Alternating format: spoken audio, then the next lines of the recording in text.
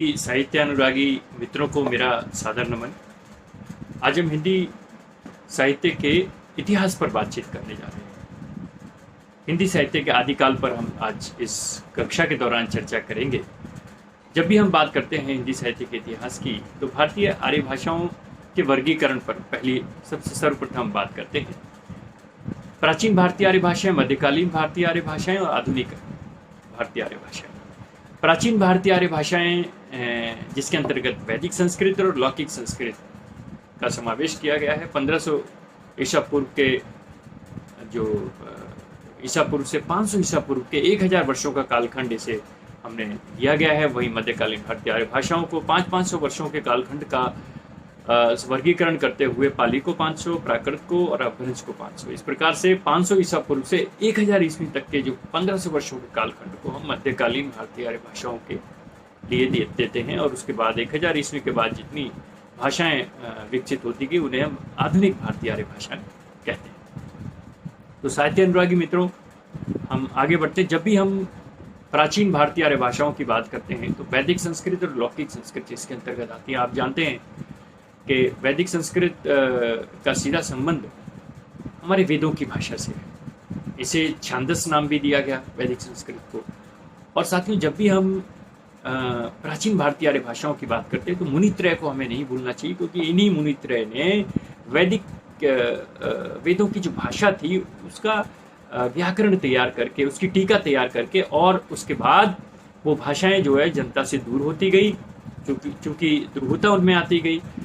तो इसमें हमें मुनित्रय अर्थात पाणिनि, पतंजलि और कात्यायन को अवश्य याद है। पाणिनि का अष्टाध्यायी आप जानते हैं 700 ईसा पूर्व के आसपास लिखा गया था। इसमें 8 अध्याय हैं। और प्रोफेसर मुनियर विलियम्स जो ऑक्सफोर्ड यूनिवर्सिटी इंग्लैंड में संस्कृत के प्रोफेसर थे, उन्होंने एक बात और मैं बता दूं, इन्होंने भक्ति काल के ऊपर काफ़ी कार्य किया है। उन्होंने बताया कि भक्ति की जो प्रारंभ हुआ, भक्ति जो शब्द है वो भज धातु से बना है, और जो भक्ति का जो सर्वप्रथम उल्लेख हमें जो मिलता है श्वेता उपनिषद में मिलता है। ये जो व्याख्या उन्होंने की है भक्ति काल के ऊपर, उनका विस्तृत कार्य, उस पर जब हम भक्ति काल की बात करेंगे तो आएंगे। फिलहाल हम बात करते हैं कि प्रोफेसर मोनियर विलियम्स ने कहा कि पाणिनीय जो व्याकरण है उस मानव मस्तिष्क की प्रतिभा का आश्चर्यतम नमूना है, जिसे किसी दूसरे देश ने आज तक सामने नहीं रखा है। ऐसा प्रोफेसर विलियम्स कहते हैं, मोनियर विलियम्स। साथियों, आप जानते हैं जब भी हम आदिकाल की बात करते हैं, हिंदी साहित्य के आदिकाल की बात करते हैं, तो वहाँ पर मुनित्रय अर्थात पाणिनि, पतंजलि और कात्यायन को हमें याद रखना चाहिए। पाणिनि का अष्टाध्यायी जिसके अंदर 700 ईसा पूर्व के आसपास लिखा गया, और उसके अंदर 8 अध्याय हैं और 4000 सूत्र हैं। उसके बाद जो महाभाष्य लिखा गया, अर्थात पाणिनि का जो अष्टाध्यायी था उस पर एक टीका लिखी गई महाभाष्य के नाम से। ये 200 ईसा पूर्व के आसपास लिखी गई, और इसके जो इस टीकाकार हैं वो है पतंजलि को साथियों शेषनाग का अवतार भी कहा जाता है। और आप जानते हैं कि चरक संहिता निकलने वाले जो आचार्य चरक हैं, आयुर्वेद में इनका खासा मुकाम है, वो उनके शिष्य हैं। महाभाष्य के लिखने वाले जो पतंजलि है वो इनके शिष्य हैं। तो साथियों, एक बात और मैं आपको इसी 200 ईस्वी के आसपास ही वार्तिककार कात्यायन का भी नाम लिया जाता है, क्योंकि मुनित्रय में ये पाणिनि, पतंजलि और कात्यायन शामिल है। तो इन्होंने पाणिनि व्याकरण के वार्ता रूपी भाष्यकार कहे जाते हैं। उन्होंने इस व्याकरण को, पाणिनि का जो व्याकरण था उसको वार्ता रूप दिया। तो अगर प्रश्न आता है कि भाई वार्ता रूपी भाष्यकार कौन है, तो ये वार्तिक है, ध्यान रखिए। और मुनित्रय मैं आपको बता चुका हूँ। मित्रों, जब भी हम मध्यकालीन भारतीय आर्य भाषाओं की बात करते हैं तो पाली, प्राकृत और अपभ्रंश की बात करते हैं। पाली भाषा जिसका कार्यकाल जो है 500 ईसा पूर्व से और 1 ईस्वी तक माना जाता है। वास्तव में पाली का अर्थ है बुद्ध वचन की भाषा, अर्थात महात्मा बुद्ध ने, आप जानते हैं महात्मा बुद्ध का जो कार्यकाल है वह 563 ईसा पूर्व से और 483 ईसा पूर्व तक है। तो प्रथम प्राकृत भी यह कहलाती है, ये ध्यान रखिए। प्राकृत हमारी मूल भाषा है, प्रकृति की भाषा कहलाती है।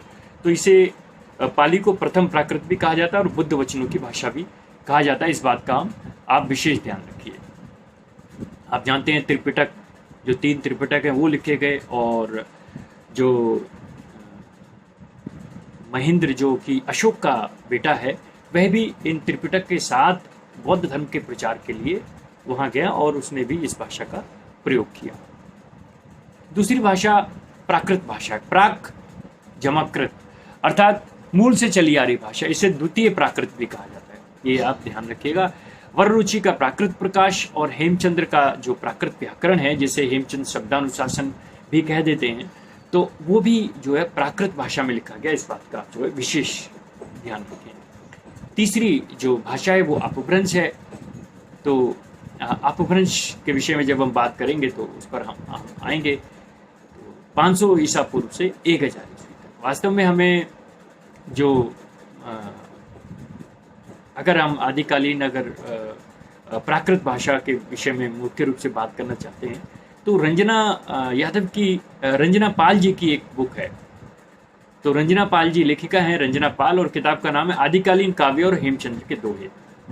आदिकालीन काव्य और हेमचंद्र के दोहे, इसके बारे में आप इस किताब को आप पढ़ेंगे तो काफ़ी कुछ जो हेमचंद्र के बारे में आप बात जान पाएंगे। फिलहाल जब हम अपभ्रंश की बात करेंगे तो हेमचंद्र को भी हम पढ़ेंगे साथ में, जब हम रचनाकारों की बात करेंगे। तो साथियों, अपभ्रंश साहित्य की यदि हम बात करें तो अपभ्रंश साहित्य साथियों, अपभ्रंश को सबसे पहले अपभ्रंश शब्द का जहाँ उल्लेख मिलता है वह पतंजलि का महाभाष्य है। इस बात का विशेष ध्यान रखिए, कई बार प्रश्न पूछ लिया था। लेकिन अपभ्रंश के अर्थ में अगर कहीं शब्द आता है तो वो पाणिनि का अष्टाध्यायी है, माफ कीजिए, नाट्य शास्त्र है। भरत मुनि का नाट्य शास्त्र है। नाट्य शास्त्र में उन्होंने विभ्रष्ट नाम से इस अपभ्रंश से संबंधित जो शब्द है उसे विभ्रष्ट नाम दिया। और अगर कहीं शब्द की बात आती है कि सबसे पहले ये शब्द कहाँ मिलता है तो पतंजलि के महाभाष्य में मिलता है। और अपभ्रंश के अर्थ में जो शब्द मिलता है वो विभ्रष्ट शब्द मिलता है, और वो सबसे पहले मिलता है, मैं आपको बता, नाट्य शास्त्र, भरत मुनि के नाट्य शास्त्र में मिलता है। इस बात का विशेष ध्यान रखिए। तो और नाट्य शास्त्र आप जानते हैं 400 से और 100 ईसा पूर्व की बात है। जब नाट्य शास्त्र पर बात चली तो कुछ चीजें मैं इसके बारे में आपको बता दूं कि भाई नाट्य शास्त्र में 4 अलंकार, दीपक, रूपक, यमक और उपमा, 4 अलंकारों के विषय में बताया गया है। और रस की विस्तृत व्याख्या इसमें की गई। विभावानुभाव विचारे संयोगादृश निष्पत्ति। अभिनव गुप्त ने अभिनव भारती में इसे नाट्य वेद कहा है साथियों। और स्वयं भरत मुनि अपने नाट्य शास्त्र में इसे पंचम वेद कहते हैं। इसके 36 अध्याय हैं, इसीलिए इसको प्रत्यभिज्ञा दर्शन भी, क्योंकि प्रत्यभिज्ञा जो दर्शन है उसका भी 36 तत्वों के आधार पर वह दर्शन माना जाता है। एक बात और मैं आपको इस संदर्भ में बताना चाहूंगा साथियों कि नाट्य शास्त्र में 8 रसों का वर्णन है। श्रृंगार, हास्य, करुण, रौद्र, वीर, भयानक, विभत्स और अद्भुत। इसके अतिरिक्त नाट्य शास्त्र में 10 गुण और 10 दोषों का वर्णन है। मैंने जैसा कहा कि 8 रसों का वर्णन तो नाट्य शास्त्र में है, और 9वां रस जो है अभिनव गुप्त ने दिया था। इस बात का विशेष ध्यान रखिए, जिसका नाम है भक्ति रस। ठीक है। इस प्रकार मम्मट और पंडित राज जगन्नाथ ने जो रसों की जो व्याख्या की है वो 9 रस माने थे। बाद में साथियों एक बात और मैं आपको बता दूं, 10वां रस वात्सल्य रस है, जिसे आचार्य विश्वनाथ ने दिया था। ये इस बात का विशेष ध्यान। तो साथियों एक बात का विशेष ध्यान रखिएगा, भरत मुनि के नाट्य शास्त्र में 8 रस थे। उसके बाद जो 9वां रस है उसे अभिनव गुप्त ने दिया, जिसका नाम था शांत रस।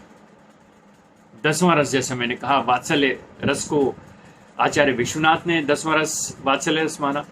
उसके बाद 11वां रस आचार्य रूप गोस्वामी ने भक्ति रसामृत सिंधु अपने ग्रंथ में भक्ति रस को माना है, ध्यान रखिए। तो इस तरीके से 8 रस के अतिरिक्त शांत रस, वात्सल्य रस और भक्ति रस, इस प्रकार से 11 रस आज के संदर्भ में भारतीय साहित्यकारों ने माने। इसके बाद अगर हम बात करें अपभ्रंश साहित्य की, तो अपभ्रंश शब्द का मैं बता चुका हूँ, महाभाष्य में उल्लेख मिलता है इस शब्द का। उसके बाद भाषा के रूप में 593 ईस्वी में बल्लभी के राजा धारसेन द्वितीय ने अपने जो पिताश्री हैं गोसेन, उन्हें संस्कृत, प्राकृत और अपभ्रंश तीनों का कवि माना है। ये बात का आप विशेष ध्यान रखिए। अपभ्रंश के कुछ प्रमुख कवियों के विषय में बात करते हैं। स्वयंभू हो, पुष्पदंत हो, धनपाल हो, राम सिंह हो, जोइंदू हो, बड़े महत्वपूर्ण कवि हैं। उनके संबंध में अमूमन प्रश्न जो है पूछ लिया जाता है। तो सबसे पहले स्वयंभू है। स्वयंभू को छंदस चूड़ामणि के नाम से जाना जाता है, और राहुल सामकृतैन ने तो इन्हें अपभ्रंश का वाल्मीकि कह दिया है। इसके अतिरिक्त डॉक्टर हरिवल्लभ जो भयाणी हैं, इन्हें अपभ्रंश का कालिदास कहते हैं। स्वयंभू ने अपनी जो रामायण है, जिसे पौमचर्यु कहते हैं, पदमचरित, इसमें अपनी भाषा को गामिल भाषा का है, गामिल भाषा अर्थात ग्रामीण अर्थात देसी भाषा में रचित अपने इस काव्य को बताया है पौमचर्यु। एक बात और ध्यान रखिएगा साहित्य अनुरागी मित्रों, कि इससे पहले भी पौमचर्यु नाम का ग्रंथ लिखा गया था, लेकिन वह प्राकृत भाषा में लिखा गया था। और विमल देव एक साहित्यकार हैं, क्योंकि प्राकृत भाषा का सीधा संबंध हिंदी से है, तो आपको ये भी जानना चाहिए कि पौमचर्यु स्वयंभू द्वारा लिखित पहला ग्रंथ नहीं था। इसी नाम से विमल देव ने प्राकृत भाषा में ये ग्रंथ लिख चुके थे। और साथियों, अपने आप को वे इस ग्रंथ के माध्यम से अपने आप को कुकवि कहते हैं, जो कि ना पिंगल जानता है और ना ही उसने भामह या दंडी को पढ़ा है। वास्तव में साथियों, तुलसीदास भी अपने आप को इसी प्रकार का एक अनाड़ी या इस तरह का व्यक्ति कहते हैं, जो शायद साहित्य से बहुत ज़्यादा विद्वान नहीं है, लेकिन साथियों इनकी विद्वता स्पष्ट झलकती है। तुलसीदास बेशक कहें कि कवित्व विवेक एक नहीं मोरे, लेकिन हम सब जानते हैं कि कितनी ख्याति साहित्य में उन्होंने प्राप्त की है। अब हम थोड़ी सी चर्चा करेंगे तुलसीदास के राम और स्वयंभू के जो वास्तव में स्वयंभू के राम यथार्थ के धरातल पर अवतरित हुए हैं, और तुलसी के राम वास्तव में एक आदर्शवाद के धरातल पर है। स्वयंभू के राम मनुष्य हैं और गुण दोषों से सहित हैं। हनुमान से जब लक्ष्मण मूर्छा की बात वे सुनते हैं तो वे प्रलाप करने लगते हैं, परंतु तुलसीदास जी ने इस प्रसंग को छोड़ दिया है। अयोध्या वासियों के समक्ष तो वे सीता की जो अग्नि परीक्षा है उसके साक्ष्य दिखाना चाहते हैं, ऐसा उन्होंने दिखाया अयोध्या वासियों के समक्ष। आप जानते हैं तुलसी की रामचरितमानस में यही अग्नि परीक्षा लंका में होती है। तो ये जो अग्नि परीक्षा ये अयोध्या वासियों के समक्ष होती है, जिसमें राम जो है अधिक साक्ष्य को तर्क के साथ वहाँ की जनता के साथ इस पॉइंट को रखना चाहते हैं। आप जानते हैं कि डॉक्टर राम कुमार वर्मा इन्हें हिंदी का पहला कवि मानते हैं। अब जब पहले कवि तक बात चली है तो साथियों इस पर भी थोड़ा क्यों ना चर्चा कर ली जाए। डॉक्टर राम कुमार वर्मा स्वयंभू को अगर पहला कवि मानते हैं, जो कि 693 ईस्वी के आसपास के हैं, वहीं सराफा जो 769 ईस्वी के आसपास के हैं, राहुल सामकृतैन पहला कवि कहते हैं। इसी प्रकार से चंद्रधर शर्मा गुलेरी जो कि राजा मुंज को पहला कवि मानते हैं, 993 ईस्वी के हैं। इसी प्रकार से 993 ईस्वी के राजा मुंज और भोज को शुक्ल जी भी पहला कवि मानते हैं। शालीभद्र सूरी को पहला कवि गणपति चंद्रगुप्त मानते हैं। वहीं पुष्य या पुंड नामक कवि को, जो कि 10वीं शताब्दी का, शिव सिंह सेंगर मानते हैं। हजारी प्रसाद द्विवेदी जी, जो बड़ा महत्वपूर्ण प्रश्न साथियों, 13वीं शताब्दी के अब्दुल रहमान को पहला कवि मानते हैं। एक बात और साथियों, राहुल सामकृतैन हिंदी कविता के जो 5 युग बताते हैं, वो कहते हैं कि 5 युगों में स्वयंभू सबसे बड़ा कवि था। वो भारत के दर्जन भर अमर कवियों में से एक था।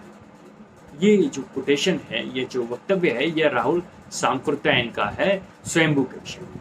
एक बात और जो रह जाती है, हाँ, बच्चन सिंह ने कैसे माना है? तो बच्चन सिंह ने साथियों विद्यापति को माना है। इस बात का विशेष ध्यान रखिएगा। स्वयंभू ने एक बात और मैं बता दूं, स्वयंभू छंद जो उनकी रचना है स्वयंभू की, उसमें चौमुह नाम के किसी कवि को पधड़िया छंद का प्रवर्तक भी कहा है। इस बात को भी आप थोड़ा ध्यान रखें। उनकी और जो दूसरी रचना है वो रिट नेमी चरिव है, अरिष्ट नेमी चरित भी कह देते हैं। और जैन धर्म के सर्वोच्च अध्यात्म जो तीर्थक हैं अरिष्ट नेमी चरित, अरिष्ट नेमी, इनके ऊपर ये आधारित है। श्री कृष्ण का वे अवतार भी कहे जाते हैं इस ग्रंथ के माध्यम से, और हरिवंश पुराण पर आधारित यह ग्रंथ है। इस बात का जो विशेष ध्यान रखिएगा साथियों। आप जानते हैं सबसे पहले हमने जैन कवियों के विषय में ही बात करें तो जैन परंपरा के ये सबसे पहले कवि कहे जाते हैं। और स्वयंभू छंद, अरिष्ट नेमी चरिव और पौमचरिव, इनकी रचनाओं को भी आप जो है जरूर याद रखने। हाँ, एक बात और जो रह गई है कि पौमचरिव को उनके पुत्र त्रिभुवन ने पूरा किया था। कई बार यह प्रश्न भी पूछ ली जाती है, ये आप ध्यान रखिएगा। और इसकी जो सीता है अंत में जो है, क्योंकि ये जैन कवियों के और जैन कवियों का प्रचार भी इनका उद्देश्य, जैन धर्म का प्रचार भी उद्देश्य था, तो सीता को जो इन्होंने जैन धर्म में दीक्षित होते हुए दिखाया है। इस विषय में अगले कवि पुष्पदंत हैं। ये 10वीं शताब्दी के कवि हैं और पुष्पदंत ने भी राम काव्य लिखा है महापुराण के नाम से। इस बात का ध्यान रखिएगा। अब ये जो पुष्पदंत हैं ये अक्खर स्वभाव के कवि हैं, इसीलिए इन्हें अभिमान मेरु भी, ये स्वयं को अभिमान मेरु कहते हैं। अपने ग्रंथ में स्वयं को अभिमान मेरु भी कहा है। इनका घरेलू नाम खंडू या खंड था। वास्तव में अपभ्रंश का भवभूति भी है ये। डॉक्टर हरिवल्लभ भयाणी ने ऐसा माना है। भवभूति क्यों है? क्योंकि भवभूति संस्कृत के ऐसे कवि हैं जिन्होंने राम चरित काव्यों लिखने में बड़े उत्कृष्ट काव्य लिखे। महावीर चरित हो या मालती माधव हो या उत्तर रामचरित, तो तीनों जो है बड़े उत्कृष्ट महाकाव्य संस्कृत के कहे जाते हैं। स्वयं पुष्पदंत का मानना है कि वाल्मीकि और व्यास ने लोगों को गुमराह किया है। अब देखिए कि यहाँ जो महापुराण है उसमें उन्होंने जो कहानी में कितना फेरबदल किया है। महापुराण में जब आप पढ़ेंगे तो राम की माता सुबला हैं, और वहीं आप रामचरितमानस पढ़ते हैं तो राम की माता कौशल्या है। इसी प्रकार से राम की 8 पत्नियां हैं। लक्ष्मण कैकेयी के पुत्र हैं, सीता मंदोदरी और रावण की पुत्री है। बाली और रावण को लक्ष्मण के द्वारा मारा हुआ दिखाया गया है, ये आप ध्यान रखिए। तो इस प्रकार से इसमें एक बात और बताऊं साथियों कि 63 महापुरुषों का वर्णन है इसमें जो महापुराण है, इसीलिए इसका एक नाम 63 महापुरुष गुणावलंकार भी है। इस बात को आप जो है विशेष ध्यान रखें। चाहे ऋषभदेव हों, उनके पुत्र हों, चक्रवर्ती भरत हों, इन सभी महानुभावों सहित जो है 63 महापुरुषों का वर्णन इसमें कहा है। इसके अतिरिक्त इनकी एक रचना है अनाय कुमार चरिव। नाग कुमार कामदेव के अवतार माने गए हैं, और वास्तव में इसी रचना के अंतर्गत वे अपने आप को अभिमान मेरु, कवि कुल तिलक, कव्य पिशच और काव्य रत्नाकर, इस प्रकार के जो अन्य उनसे अपने आप को अभिहित करते हैं अपने इन विशेषणों से। इसके अतिरिक्त उनका जो उनकी अगली रचना जसहर चरिव है। ये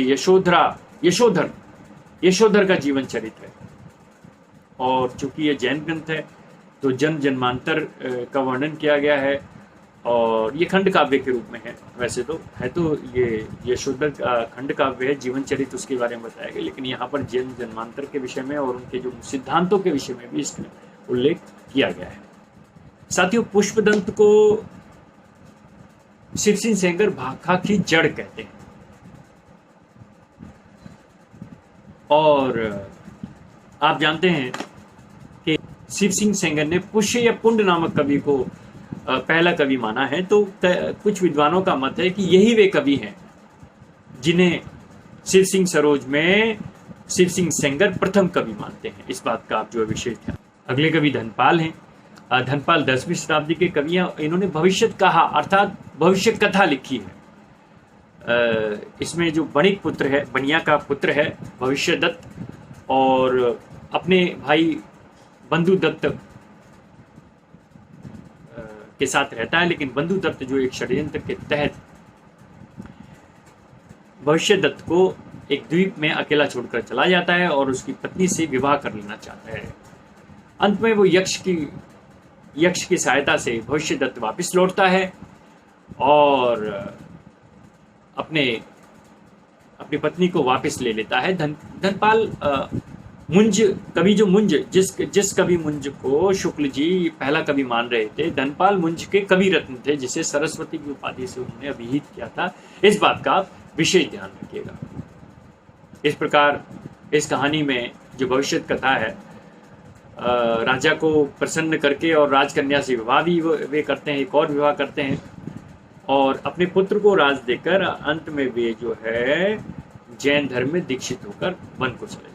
जो हिंदू अगले रचनाकार हैं, जो कि 8वीं शताब्दी के रचनाकार है, पहले बताना चाहिए था लेकिन रह गया किसी कारण से। जो हिंदू रचनाकार योगसार और परमात्मा प्रकाश, मूल नाम इनका जोगी चंद है या योगी चंद है, ध्यान रखिएगा।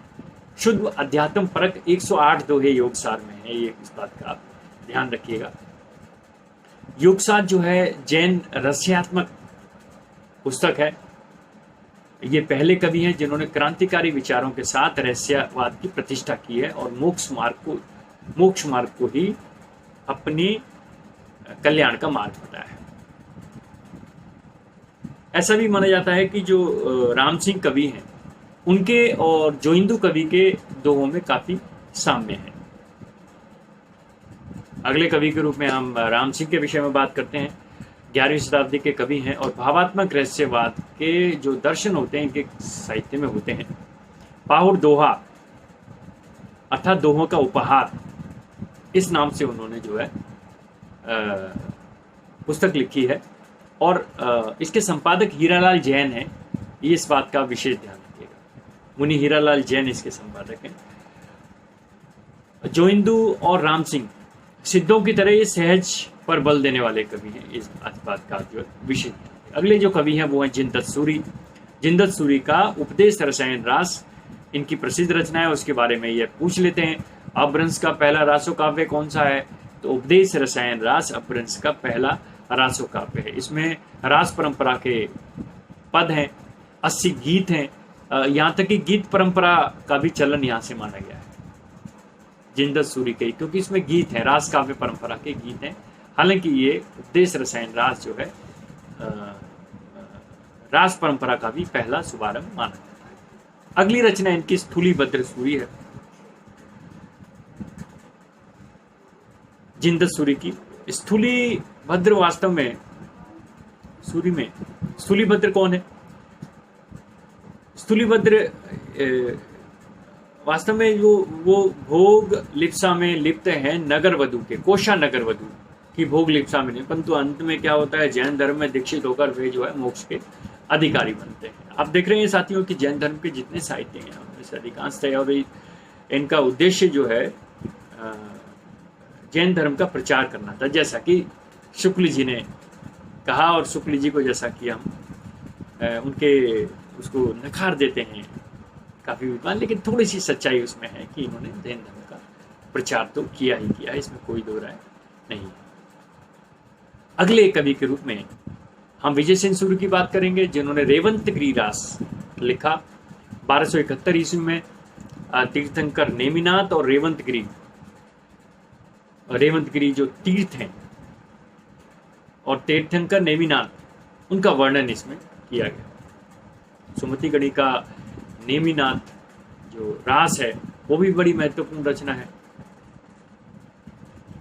इस रचना में तीर्थंकर नेमिनाथ के साथ साथ कृष्ण का वर्णन भी किया गया है। इसके अतिरिक्त गणधर सार्ध शतक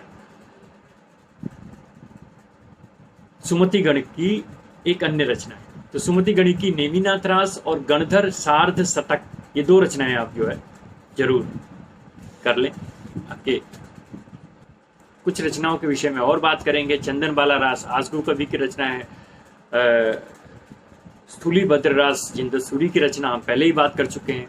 रेवंत गिरी रास विजय सेन सूरी की रचना है, इसके विषय में भी ये भी आप याद रखिए।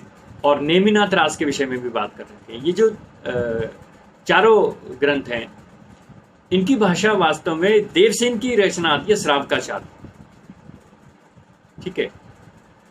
इनकी जो भाषा है, इन चारों ग्रंथों की जब हम भाषा को देखते हैं तो ये प्राकृत की रूढ़ियों से काफी कुछ बद्ध हैं।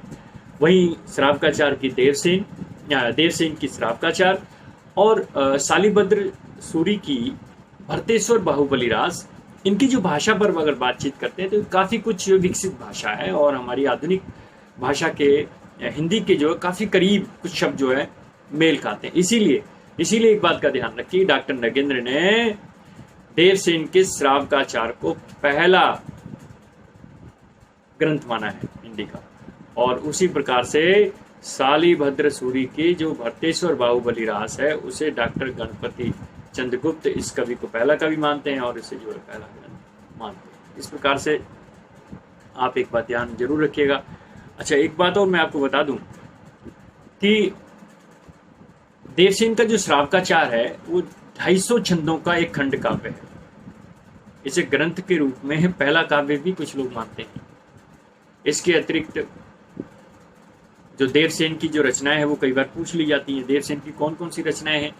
देवसेन की रचनाओं में द्रव्य स्वभाव प्रकाश, नए चक्र अर्थात लघु नए चक्र भी इस रचना को कह देते हैं, और एक वृहद नए चक्र, छोटा चक्र बड़ा चक्र, इसे याद रखिए।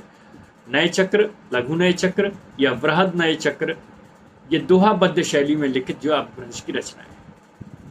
बाद में रचनाकार शुभंकर के आग्रह पर माल्य धवल ने इसे गाथाबद्ध भी कर दिया है। ये आप जो है विशेष ध्यान। इसी प्रकार से एक रचना देवसेन की सावय धम्म दोहा भी है। तो सावय धम्म दोहा, नए चक्र, वृहद नए चक्र और श्रावकाचार, ये देवसेन की इन रचनाओं को आप जो है कहीं पर लिख के रख लें। बड़ी महत्वपूर्ण रचनाएं पूछ ली जाती हैं कई बार। हम केवल देवसेन के श्रावकाचार में ही अटके रहते हैं। एक रचना, अब जब हम जैन कवियों के विषय में बात कर रहे हैं तो नेमिनाथ चौपाई है, जिसे विजय चंद्र सूरी ने लिखा है और चौपाई शैली में लिखी ये पहली रचना मानी जाती है। पहली बार चौपाई जहां मिली है वो ये रचना है, ध्यान रखिए, नेमिनाथ चौपाई या नेमिनाथ चौपाई, विजय चंद्र सूरी की ये रचना है। अगली रचना जब अगर माने तो कवि प्रज्ञा तिलक की कच्छुली रास है। इसी प्रकार से अम्बदेव सूरी की सबरा रास भी महत्वपूर्ण रचना है। इन रचनाओं को भी आप अवश्य याद रखें। जैन कवियों के संदर्भ में मुझे एक नाम और याद आ रहा है साथियों, सोमप्रभ सूरी।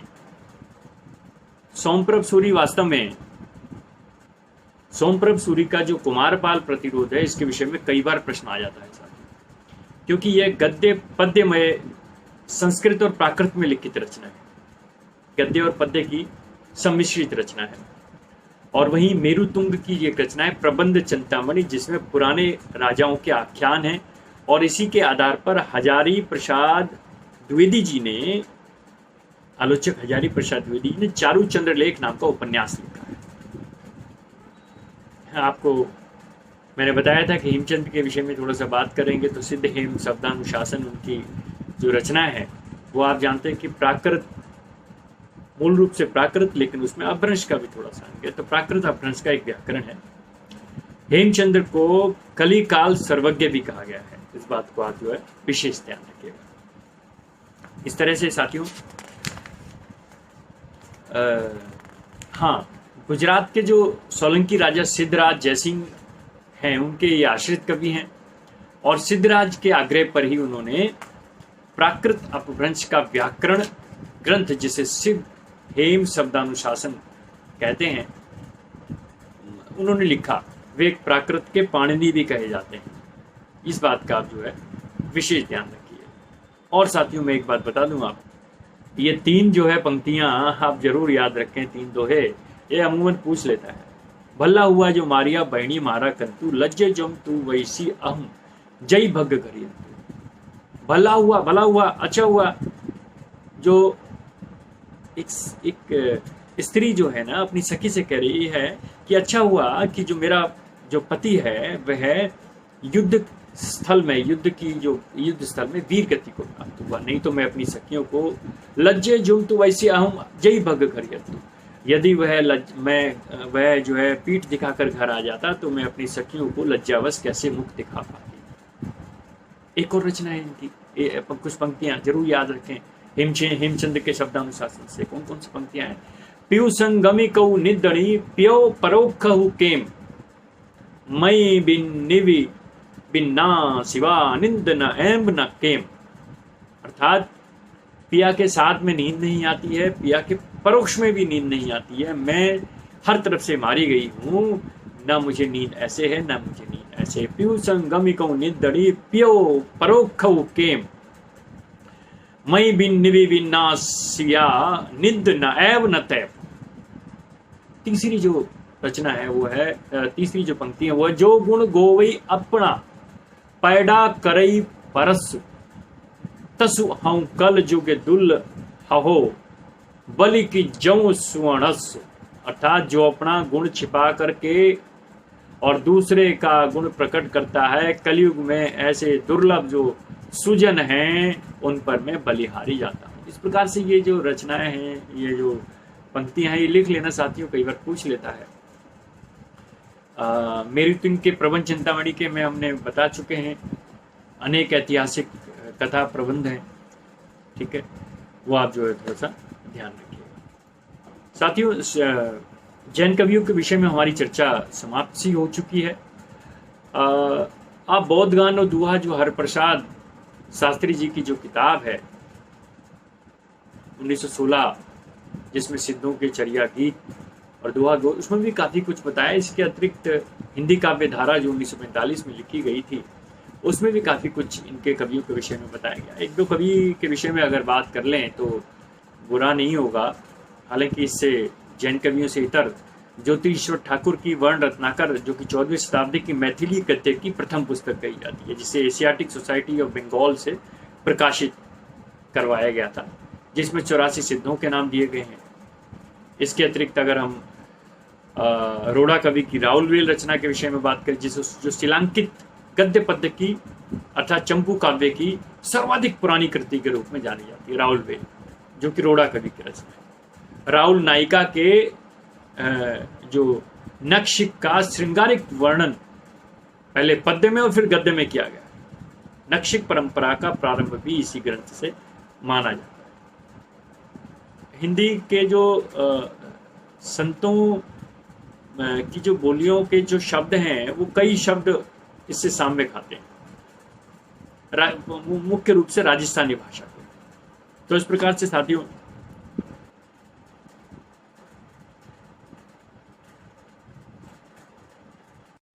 तो आज की परिचर्चा हमारी समाप्त हो चुकी है। साथियों, यदि आपको ऐसा लगता है कि इस हिंदी साहित्य चिंतन चैनल पर आपको कुछ नई चीज़ें सीखने को मिली हैं, छात्रों को और जो हिंदी साहित्य अनुरागी मित्रों को कुछ नई समझ विकसित हुई है, तो आपको नहीं लगता इस चैनल को सब्सक्राइब करना चाहिए? इस चैनल को सब्सक्राइब कीजिए और इससे जुड़िए, जिससे कि हिंदी साहित्य का हम जो है प्रचार प्रसार और अधिक बेहतर तरीके से कर सकें। अगले इसी परंपरा के अगले अंक में हम बात करेंगे मुख्य रूप से नाथ और सिद्ध कवियों के विषय। तब तक इजाज़त, नमस्कार, जय हिंद।